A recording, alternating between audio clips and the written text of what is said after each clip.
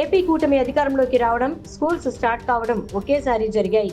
అయితే తల్లికి వందనం పేరుతో ఇంట్లో ఎంతమంది పిల్లలుంటే అందరికీ తలా 15,000 ఇస్తామని కూటమి చెప్పింది. స్కూల్స్ స్టార్ట్ అయ్యాయి కదా, తల్లికి వందనం ఇస్తుందేమో అని ఆశపడుతూనే ఉన్నారు తల్లులు. ఎందుకంటే స్కూల్ ఫీజులు అవి కట్టే సమయం కదా మరి. అయితే తల్లికి వందనం ఇస్తామని చెప్పి కూటమి మోసం చేస్తుందంటూ సోషల్ మీడియాలో ట్రోలింగ్ వచ్చేసరికి వెంటనే హుటాహుటిన ఒక జీవో రిలీజ్ చేసింది కూటమి. అమ్మయ్య, తల్లులంతా ఊపిరి పీల్చుకునే లోపే తూచని జస్ట్ గైడ్ లైన్స్ అని చెప్పి తప్పించుకుంది. ఇక నిన్న అసెంబ్లీ సమావేశాల్లో అసలు విషయం బయటపడిపోయింది. తల్లికి వందనంపై క్లారిటీ ఇచ్చేశారు నారా లోకేష్. తల్లికి వందనం గురించి అందరితో చర్చించి వచ్చే విద్యా సంవత్సరం నుంచి అమలు చేస్తామని లోకేష్ ప్రకటించారు. అంటే ఈ ఏడాదికి తల్లికి వందనం ఇచ్చే పరిస్థితి లేదని చెప్పకుండానే వచ్చే ఏడాదికి అన్ని గైడ్ లైన్స్ పూర్తి చేసి అన్ని పక్కాగా చేస్తామని చెప్పాడు లోకేష్. డైరెక్ట్ గా ఈ ఏడాది ఇవ్వము అంటే వ్యతిరేకత వస్తుంది అని తెలిసి డొంక తిరుగుడు ఆన్సర్ ఇచ్చి ఈ ఏడాదికి మమా అనేసి దులిపేసుకున్నారు. దీంతో ఇప్పుడు ఈ విషయం చర్చనీయాంశమైంది. ఎందుకంటే తల్లికి వందనం ద్వారా వచ్చే డబ్బులపై తల్లులు చాలా ఆశలే పెట్టుకున్నారు. నారా లోకేష్ డెసిషన్ తో ఏడాదికి ఇంతే కథ, వచ్చే ఏడాదికి మనం స్కూల్ ఫీజుల కోసం వెతుకులాటకు అన్న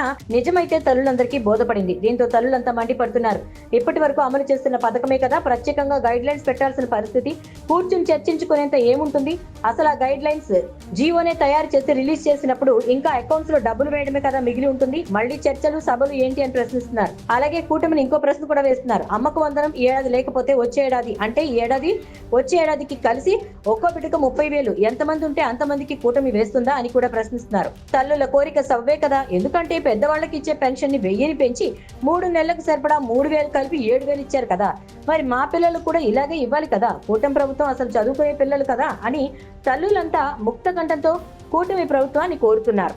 తల్లులు అడిగే దానిలో ఎలాంటి తప్పు లేదు కదా, కూటమి ఆ దిశగా ఆలోచించాలి అని రాజకీయ విశ్లేషకులు అభిప్రాయపడుతున్నారు.